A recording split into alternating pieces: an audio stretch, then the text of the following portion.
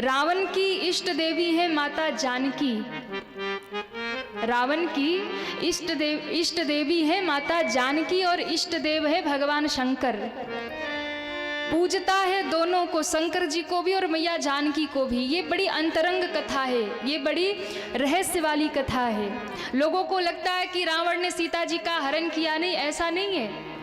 रावण जानता था कि जानकी जी से ही मेरा अनिष्ट होने वाला, इसलिए उसने हरण किया, भगवान से दुश्मनी कर ली ताकि मेरा उद्धार हो सके। तो इष्ट देवी है माता जानकी और आगे रावण से युद्ध करना है, तो इसलिए माता जानकी को पहले ही राम जी प्रसन्न कर ले रहे ताकि हमारी ही विजय हो। तो राम जी को लगा कि एक लीला करते हैं, बड़ी अंतरंग लीला भगवान राम ने की है, बड़ी रहस्यमयी लीला। और वो लीला कब की, जब लक्ष्मण जी भी नहीं है महाराज। क्या लीला की? भगवान को लगा सिया जब से आई है वन में बड़ी कष्ट उठा रही है, कोई आभूषण भी नहीं धारण की है, क्यों ना आज मैं जानकी का श्रृंगार करूं, क्यों ना आज जानकी को सजाऊं। तो कुछ आभूषण तो नहीं है, तो मेरे राम जी ने अपने ही हाथों से पुष्प चयन किया, अपने हाथों से पुष्प तोड़ा और उन एक एक पुष्पों को लेकर के एक एक अंग के लिए भगवान ने आभूषण बनाए। और कोई सियाजू के पाँव में, कोई सर में, कोई जूड़े में, कोई हाथ में, सब पहना दिया। सीत ही पहिराए प्रभु सादर, आज बहुत सुंदर भाव से पहराया और माता जानकी प्रसन्न हुई। देखिए यहाँ भगवान ने बहुत सुंदर दर्शन कराया। क्या आपके जीवन की स्थिति कैसी है ये अधिक मायने रखती नहीं है। आपके जीवन की स्थिति कैसी है, आर्थिक स्थिति कैसी है, ये अधिक मायने नहीं रखती है। आपकी मानसिक स्थिति कैसी है ये जीवन में सबसे ज़्यादा मायने रखती है। जीवन में हर समय प्रसन्न रहने का स्वभाव बनाइए, खुश रहने का स्वभाव बनाइए महाराज। क्यों हम दुखी रहते, हर समय रोते रहते? नहीं, देखो समस्या तो आती रहती है, जाती रहती है, ये जीवन है। समस्या तो आएगी जाएगी, पर प्रसन्न रहने का स्वभाव बनाइए, आनंदित रहने का स्वभाव बनाइए। कई लोग होते ना वो रोते ही रहते, कई लोगों का रोने का स्वभाव ही होता है। उनसे आप कभी भी मिल लो, पूरे जीवन कभी भी उनसे आप मिलो, पूछो भैया कैसे हो, क्या बताएं आज घुटना दर्द कर रहा है। कभी मिलो, आज क्या हाल है, बोले आज दांत में दर्द हो गया है। फिर कभी मिलो, भैया आज तो ठीक हो, आज क्या हुआ, बोले आज फलाने रिश्तेदार बीमार पड़ गए हैं। तो कई लोगों का रोने का स्वभाव होता है, आप उनसे जब भी मिलेंगे वो रोते ही मिलेंगे, वो समस्या लेकर के ही मिलेंगे महाराज। लेकिन ध्यान रखना, जीवन में स्थिति कैसी भी हो, आर्थिक स्थिति कैसी भी हो, सामाजिक स्थिति कैसी भी हो, अपने आनंद को कभी कम मत करिए। हर समय आनंद में रहिए, प्रसन्न रहिए और भगवान का भजन करते रहिए महाराज। क्योंकि व्यक्ति अपने विचार से ही दुखी रहता है। अगर विचार अच्छे हो गए तो आप हर परिस्थिति में सुखी रहेंगे, और विचार गड़बड़ है तो महल में भी आप रोते ही रहेंगे। महल में भी मैया विचार अच्छे नहीं है तो महल में भी रोते रहेंगे। और अगर आपकी बुद्धि अच्छी है, जीवन में आप प्रसन्न है, भगवत भजन करते हैं, तो राम जी की तरह अगर जंगल में भी रहेंगे तो वहाँ भी आनंद से रहेंगे, प्रसन्नता से रहेंगे। और ये प्रसन्नता जीवन में तभी आएगी जब भक्ति जीवन में आ जाएगी, जब भजन जीवन में आ जाएगा।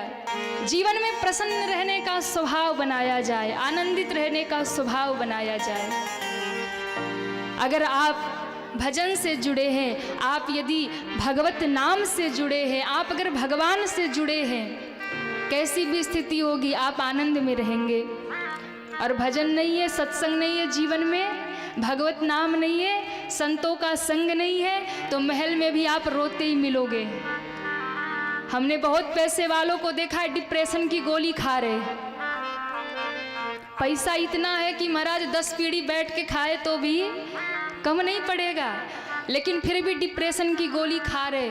सुबह सुबह चांदी के प्लेट में एक सेठ जी के यहाँ महाराज बहुत बड़े आदमी हम लोग गए मिलने, तो सुबह सुबह चांदी के प्लेट में बढ़िया वो लेकर के आ रहा है सेवक। तो हमने सोची भाई बड़े सेठ हैं, चांदी के बर्तन में कोई बढ़िया नाश्ता आ रहा होगा। लेकिन जैसे वो पास लेके आया तो महाराज देखे तो टिकिया पे टिकिया निकाल के खाए जा रहे। ये क्या है? बोले महाराज एक शुगर की है, एक थायराइड की है, एक ये इसकी है, एक उसकी है। और फिर खाने में तो महाराज हम लोगों के लिए तो बढ़िया पूड़ी पनीर कचौड़ी सब पड़ा था, लेकिन उनके लिए वही जौ की रोटी और सूखी सी दाल। हमने कही धन्य हो महाराज, इतने धन का कोई मतलब निकलता। तो कहने का भाव ये है, अगर रोने का स्वभाव हो जाए तो आप महलों में भी रोते ही रहेंगे, और अगर प्रसन्नता का स्वभाव हो जाए तो आप कुटिया में भी प्रसन्न होंगे, आनंदित होंगे। राम जी जंगल में रह रहे, खाने का ठिकाना नहीं, रहने का ठिकाना नहीं, और वहाँ भी राम जी कितनी मधुर लीला कर रहे। बड़ी प्रसन्नता से जानकी जी का श्रृंगार किया। और कहते हैं जब सियाजू का श्रृंगार कर रहे थे उसी समय इंद्र का बेटा जयंत घूमते घामते वहाँ आ गया।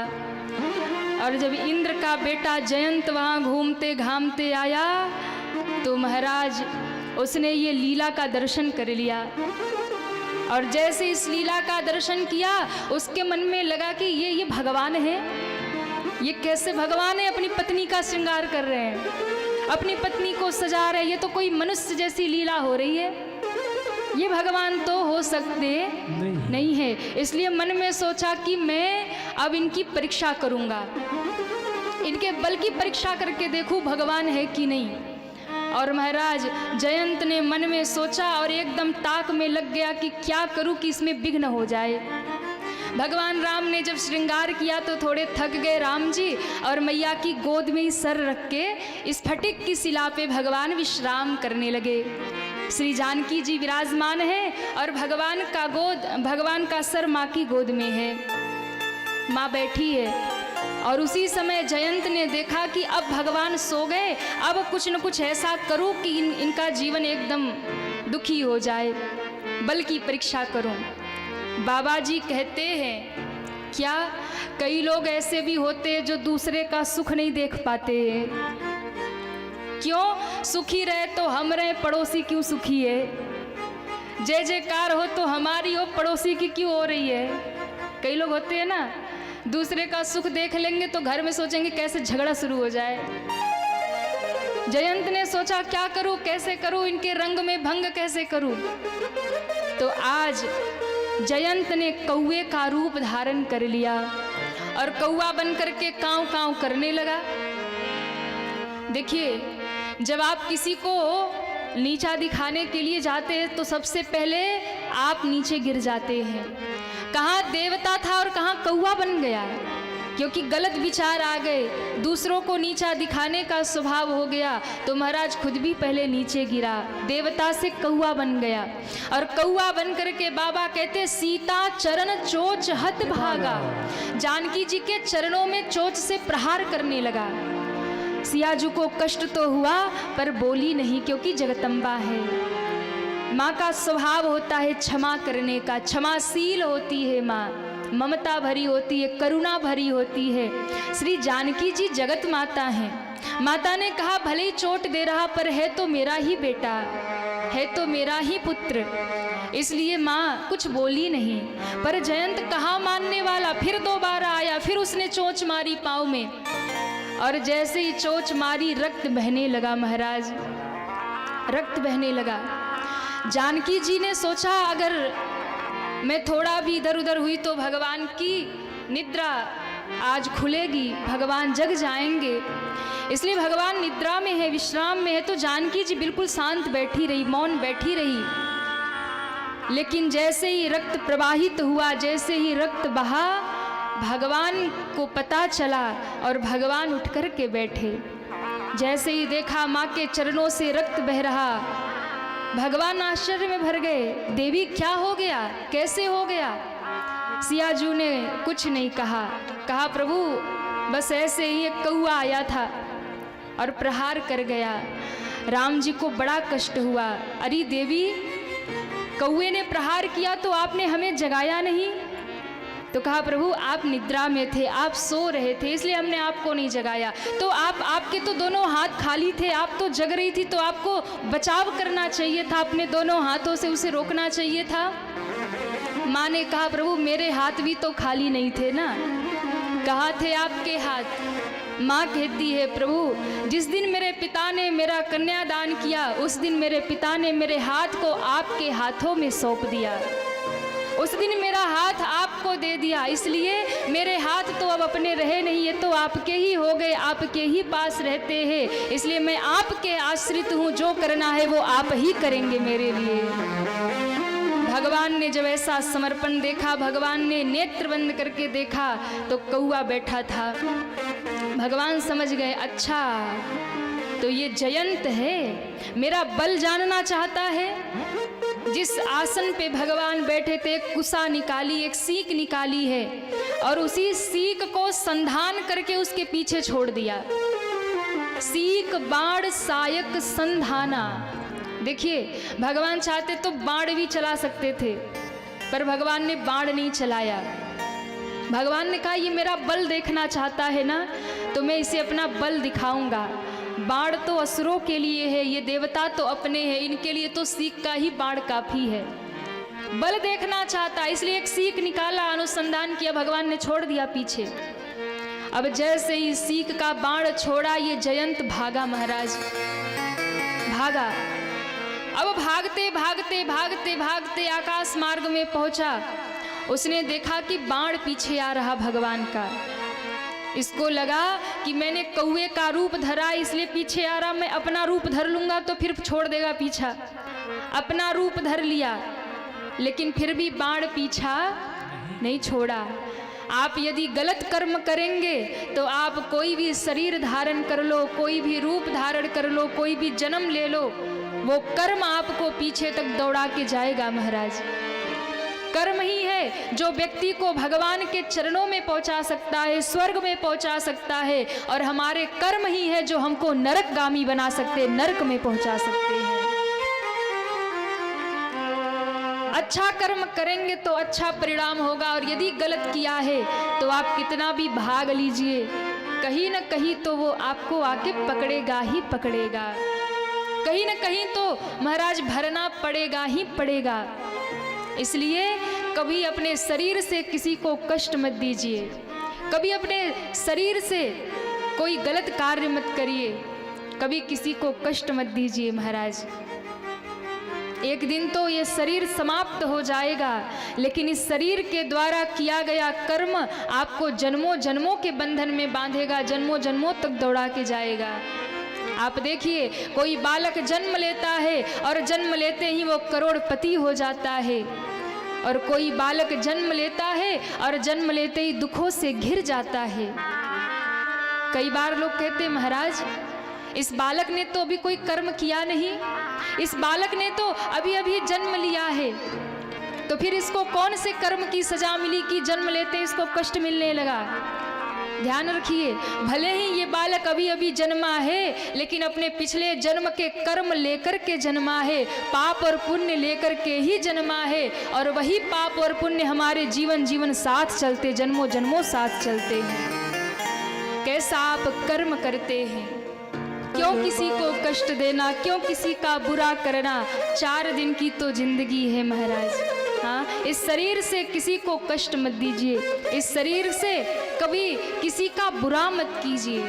क्यों, लाख करोड़ कितना भी कमा लीजिए सब यही रहेगा।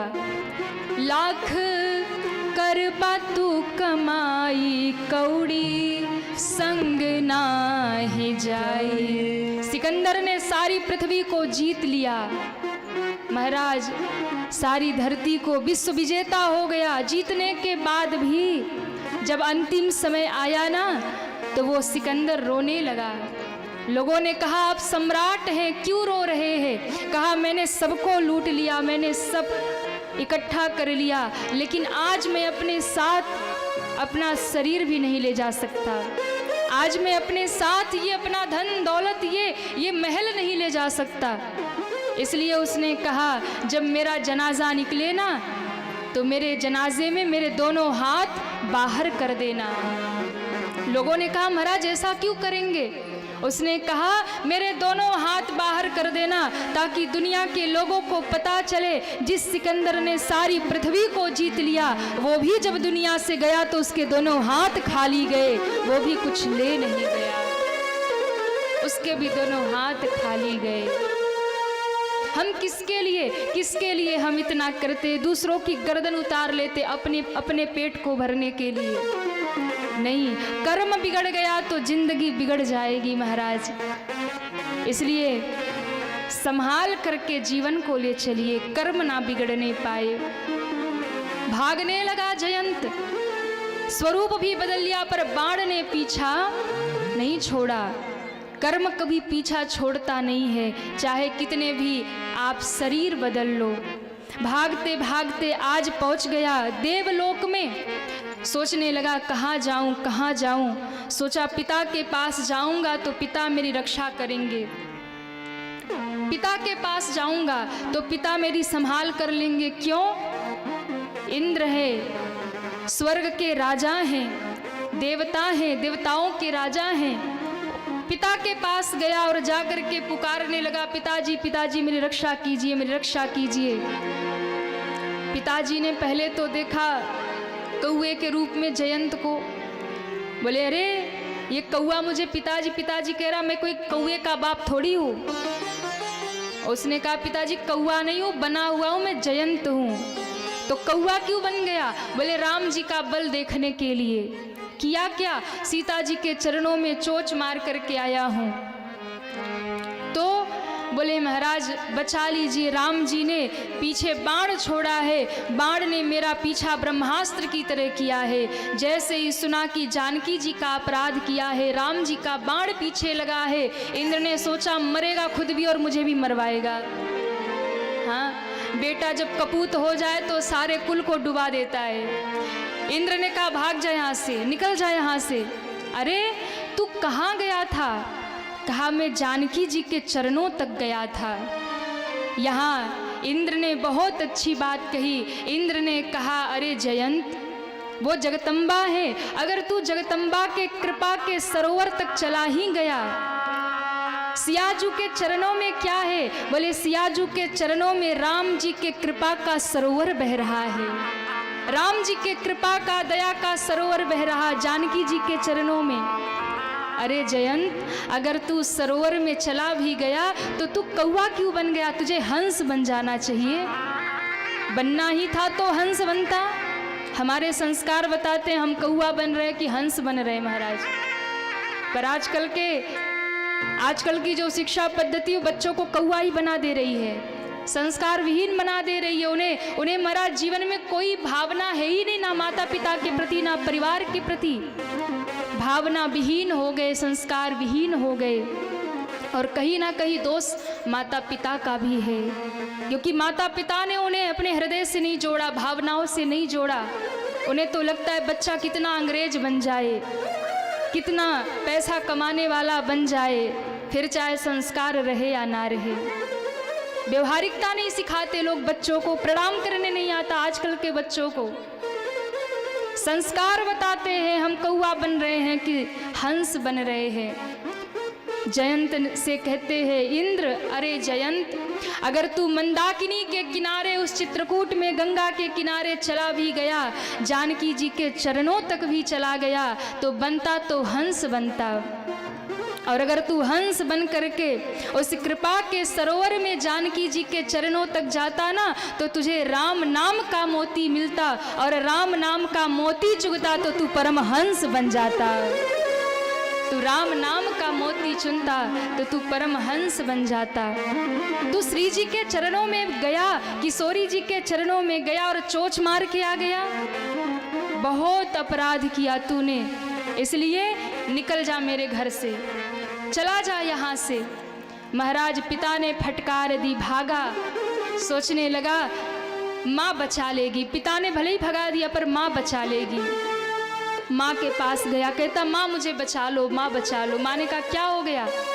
बोले जानकी जी के चरणों में प्रहार किया है, भगवान का बाण पीछे लगा है। माँ ने कहा तू कपूत है, निकल जा मेरे सामने से, तूने मेरी दूध को कलंकित कर दिया, तूने जगदम्बा के चरणों में प्रहार कर दिया, निकल जा यहाँ से।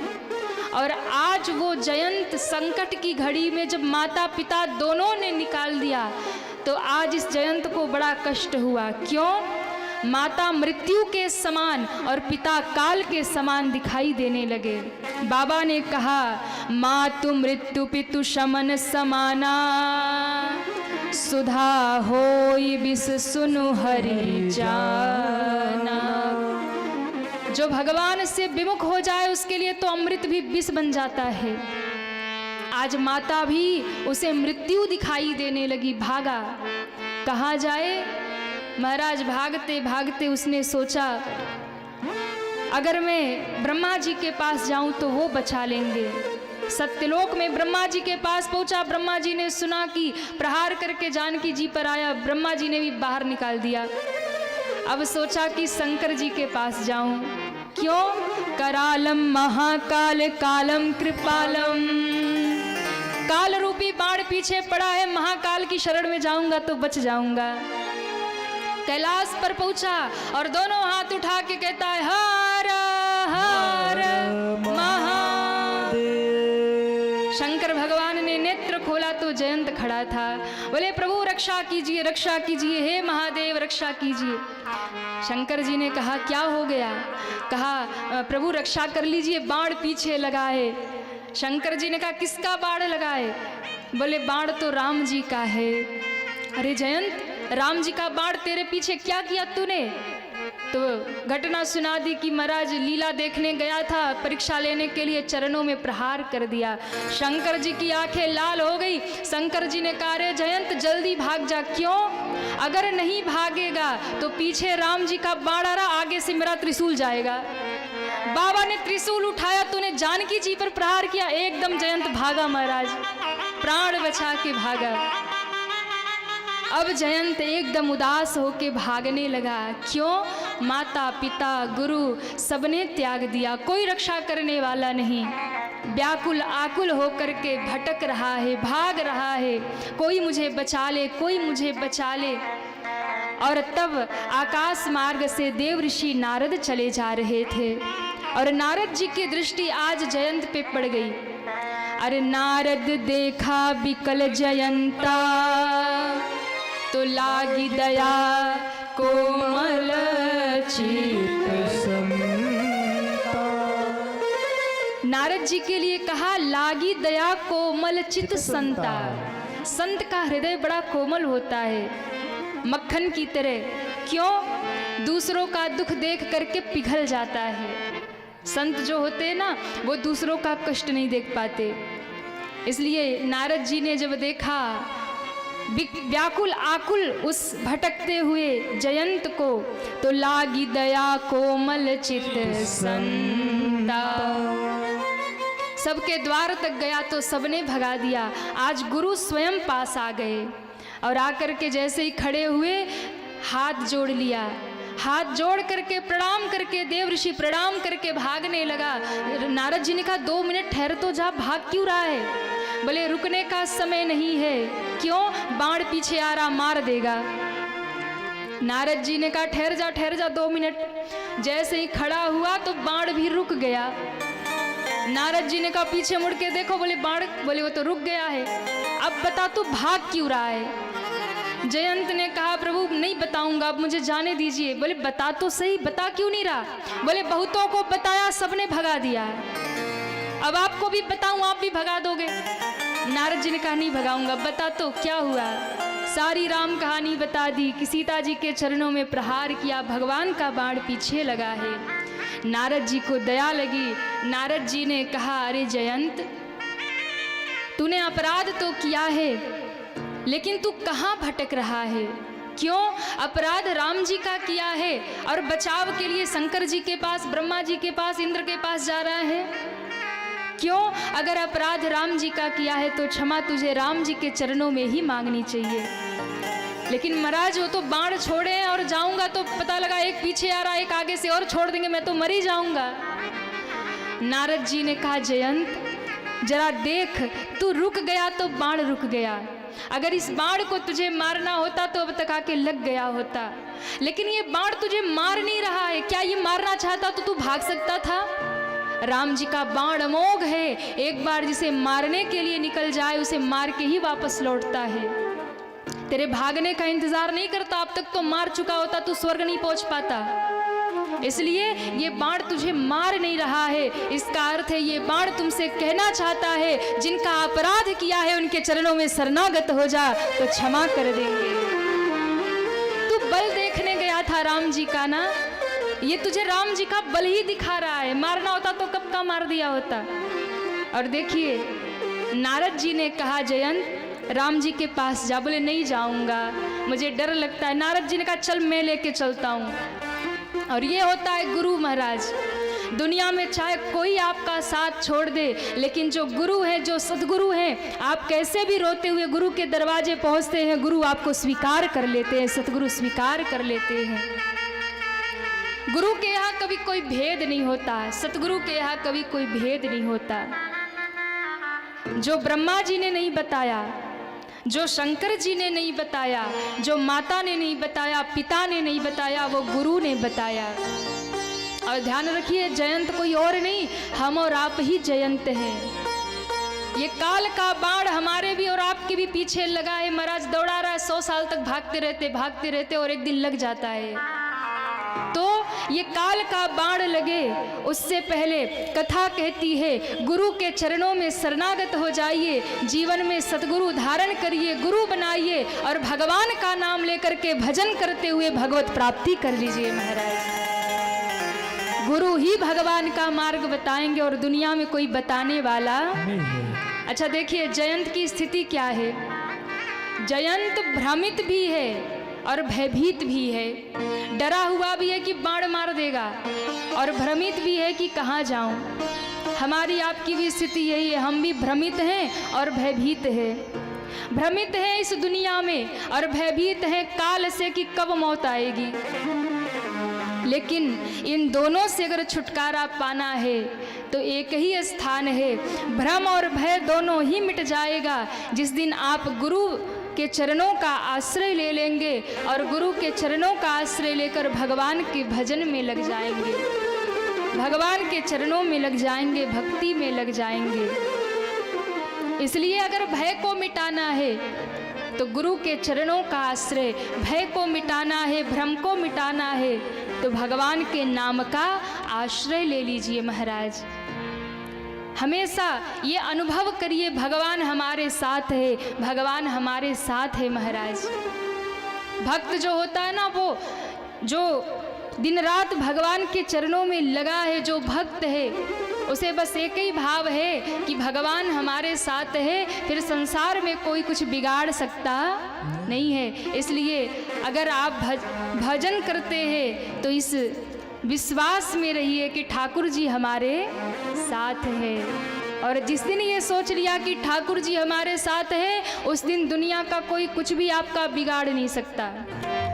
और जिस दिन भरोसे में हो गए ना, उस दिन कहीं कोई कमी पड़ने वाली नहीं है। अरे जिस मालिक ने जन्म दिया है अन्य वस्त्र भी देवेगा। हम लोग देखो घर से निकले रहते, ठाकुर जी भगाते रहते हम लोग को। हाँ आज गोरखपुर में बैठे, 12 तारीख को जौनपुर में बैठ जाएंगे, फिर विदिशा मध्य प्रदेश चले जाएंगे, वहाँ से भोपाल चले जाएंगे, फिर वहाँ से मुंबई निकल जाएंगे। अब बताओ ठाकुर जी कहाँ कहाँ भेज रहे, और चाहे जहाँ भेज दे कभी कोई कमी पड़ती नहीं है। क्यों नहीं पड़ती है? क्योंकि हमने ठाकुर जी के हाथों में सब कुछ सौंप रखा है। अब देखो हम लोग 16 दिन से आपके गांव में डेरा डाले बैठे हैं। अभी 7 दिन तक भागवत महाराज श्री ने सुनाई, फिर 9 दिन राम कथा सुनाने हम पधार गए। हाँ अब बताओ 16 दिन से आपके गांव में बैठे हैं, अगर ये पोथी ना होती, ठाकुर जी ना होते तो ये वस्तुपार वाले 16 मिनट भी नहीं रुकने देते। बोले महाराज जिधर से आओ ना उधर ही निकलो, लेकिन ठाकुर जी को सर पे बिठा लिया। तो जब ठाकुर जी को बिठा के निकले तो कहीं भी जाते हैं, सर ढकने को छत देवेगा, खबर हमारी ले लेगा। अरे भजन करो निश्चिंत हो चिंता, छोड़ो रोटी दाल की, बलिहारी बलिहारी बोलो, बलिहारी रघुनाथ की। तो क्या है ये, ठाकुर जी के सहारे निकले हैं, कहीं कोई कमी पड़ती नहीं महाराज, जहाँ जाते। अब देखो यहाँ पे आए ना, पूरा परिवार दौड़ रहा है। आज व्रत है हम लोग, तो मैया सुबह से ही महाराज क्या फलाहार बनाए, क्या खाएंगे, कोई कमी ना पड़ जाए, बार बार आके पूछ रहे। क्यों? ठाकुर जी को लेके निकले तो ठाकुर जी सब व्यवस्था कर देंगे। जिस दिन आप इस भरोसे में हो जाएंगे कि हमारे साथ ठाकुर जी हैं और उनको लेकर के निकल जाएंगे, संसार में कोई समस्या आपको रोक ही नहीं पाएगी, आप आगे ही बढ़ते जाएंगे। ये भजन का प्रभाव है। और ये मार्ग अगर कोई दिखाएगा तो कोई गुरु दिखाएगा, कोई सतगुरु दिखाएगा महाराज। गुरु के बिना और कोई भगवत मार्ग दिखाने वाला नहीं है। तो इसलिए नारद जी ने जब कहा कि चलो राम जी की शरण में, और जैसे ही राम जी के पास लेकर के आए चित्रकूट में, वैसे ही महाराज जानकी जी ने देख लिया। जानकी जी ने देखा तो जानकी जी ने देखते ही कहा, प्रभु कौआ फिर आ रहा है। राम जी ने कहा, आने दो, इस बार दूसरा बाण निकाल दे। पीछे नारद जी खड़े और कहते जा। जयंत जाने लगा, राम जी ने तरकस पे हाथ रखा, फिर भागा महाराज। नारद जी ने पकड़ लिया, कहाँ भाग रहा है? बोले बाण निकालने जा रहे। बोले जा तो सही राम जी के पास। जैसे ही आने लगा तो राम जी ने बाण थोड़ा बाहर खिसका लिया, फिर भागा। फिर नारद जी ने पकड़ा, कहाँ भाग रहा? बोले तो बाण निकल भी रहा है। अरे जा तो सही, एक बार शरणागत तो हो जा। और देखिए राम जी बैठे, सियाजू बैठी है, शंकर जी मैया पार्वती को कथा सुना रहे। शंकर जी कहते हैं, देवी मेरी अदालत से तो वो भगा दिया गया। मैया ने कहा कि प्रभु तो अपराधी पकड़ा गया कि नहीं पकड़ा गया? बोले पकड़ा तो गया, मैंने तो अपनी अदालत से उसे भगा दिया, पकड़ा तो गया, लेकिन उसकी सजा अब क्या होगी? पार्वती जी ने कहा, सजाए मौत होगी या सजाए माफ होगी? क्या होगा? बोले महाराज जब सजाए मौत आपको सुना दी जाए तो फिर आप सुप्रीम कोर्ट जाओ, हाई कोर्ट जाओ, कुछ होने वाला नहीं है। एक बार अगर ऐलान हो गया सजाए मौत, तो उस सजाए मौत को कोई टाल सकता नहीं है। लेकिन हाँ, एक ऐसा है जो उस सजाए मौत को सजाए माफ कर सकता है। कौन है? राष्ट्रपति। अगर आप राष्ट्रपति के पास पहुंच जाएंगे तो राष्ट्रपति के हाथ में ये पावर है कि आपको फांसी की सजा हो गई तो भी वो टाल सकता है। राष्ट्रपति का आदेश हो जाए तो फिर कुछ हो सकता नहीं है। तो राष्ट्रपति महोदया हमारी श्री जानकी जी हैं। तो राष्ट्रपति महोदया बैठी हैं। राम जी ने कहा, देवी क्या आर्डर है? आपका अपराधी पकड़ा गया, आ भी रहा है। सियाजू ने कहा, देखो है तो अपना ही बेटा, और बेटा कभी कभी माँ को लात भी मारता है, पाँव भी मार देता है, कितने कष्ट भी दे देता है, पर माँ कभी उस पर क्रोध नहीं करती है। इसलिए प्रभु हम तो यही कहेंगे, इसे सजाए माफ कर दीजिए। राम जी ने कहा, आपने कह दिया तो अब इसकी सजा माफ ही होगी। केवट वो जयंत आकर के चरणों में गिरा महाराज और कहता है, प्रभु मेरी रक्षा कीजिए, हे माँ मुझे क्षमा कीजिए, प्रभु रक्षा कीजिए। मेरे बाबा ने कहा, सुनी कृपालयति आरत बानी, एक नयन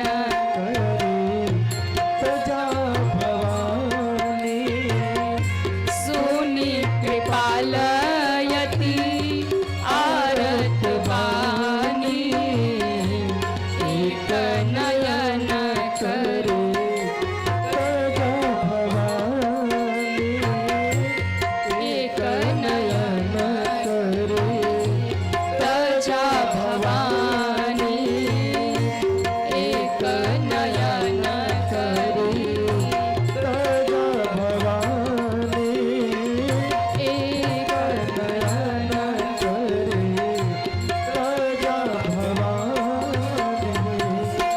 जैसे ही जयंत आकर चरणों में गिरा, माँ ने कहा प्रभु क्षमा कर दीजिए।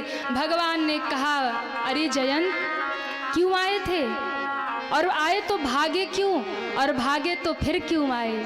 जयंत ने हाथ जोड़ा, कहा प्रभु पहली बार आया था आपका बल देखने, पहली बार आया था आपका बल देखने, तो अब देख लिया कि नहीं। कहा देख लिया। क्या है बल। कहा एक सीग का बाण छोड़ दिया तो त्रैलोक में ब्रह्मा विष्णु महेश कोई बचाने वाला नहीं मिला। एक सीग का बाण छोड़ा तो कोई बचाने वाला नहीं। तो अब क्या करने आए हो। कहा प्रभु पहली बार बल देखने आया था, पहली बार मैं आपके बल को देखने आया था कि आप कितने बलवान हैं, लेकिन इस बार बल देखने नहीं आया हूँ। फिर इस बार तो मैं आपका प्रेम देखने आया हूँ, इस बार आपकी कृपा देखने आया हूँ। पहली बार आपका प्रभाव देखने आया था, और प्रभाव ये है कि पूरे त्रैलोक में कोई बचाने वाला आपके बाणों से नहीं है। पहली बार आया था आपका प्रभाव देखने, इस बार आया हूँ आपका स्वभाव देखने। आपका स्वभाव कैसा है, कैसा स्वभाव है। अति कोमल रघुबीर स्वभाव। भगवान का स्वभाव देखने आया हूँ। भगवान कहते स्वभाव देखना है तो देखो अब मैं तुम्हें क्षमा करता हूँ। लेकिन जयंत तुमने अपराध किया, मेरा बाण जो पीछे चला है ना, वो बाण मेरा कभी निरर्थक नहीं होता। राम जी का बाण कभी निरर्थक नहीं होता है, इसलिए दंड तो मिलेगा ही तुमको। तो एक नयन करी तजा भवानी, एक आँख में बाण लगी और एक आँख समाप्त हो गई, एक आँख का करके छोड़ दिया।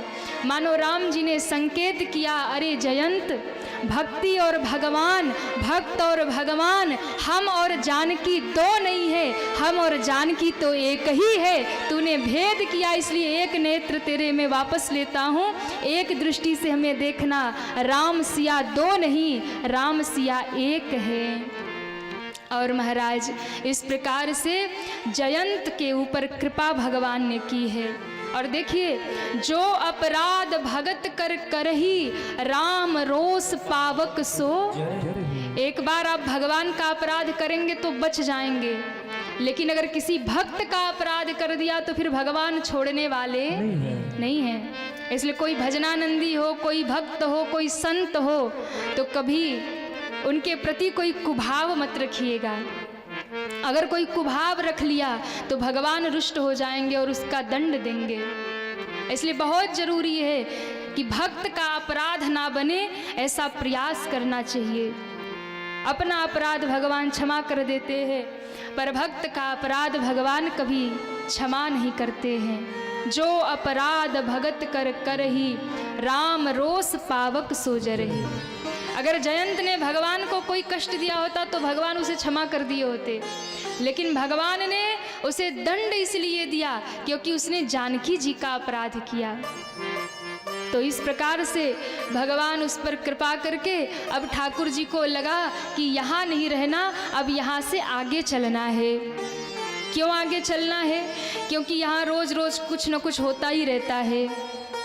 अभी मैं यहाँ था तो भरत जी आ गए थे पूरे समाज को लेके, और महाराज भरत जी गए तो ये जयंत आ गया। अब महाराज सबको पता भी चल गया कि हम यहाँ रह रहे, कोई ना कोई आएगा, इसलिए अब राम जी को लगा यहाँ से चलना चाहिए। सो भगवान की यात्रा अब यहाँ से आगे बढ़ती है।